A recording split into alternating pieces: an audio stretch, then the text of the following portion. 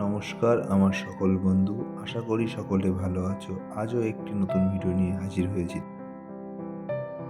যে কথাটা নিয়ে আলোচনা করব, জল রঙে জল কতখানি প্রয়োজন।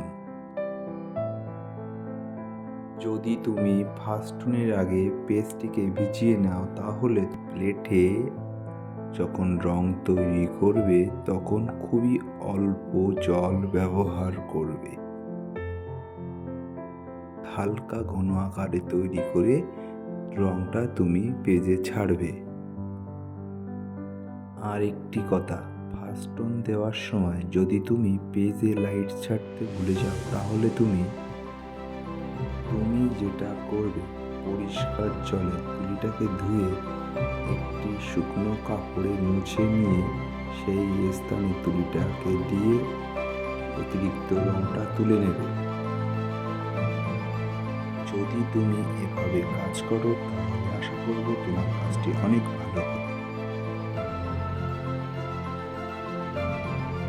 আমার সকল বন্ধু, আমার এই হাতে আঁকা ছবি যদি তোমাদের ভালো লাগে, তাহলে কমেন্ট করে আমাকে জানাও। পুরো ভিডিওটি দেখার জন্য অসংখ্য ধন্যবাদ জানাই সকলকে।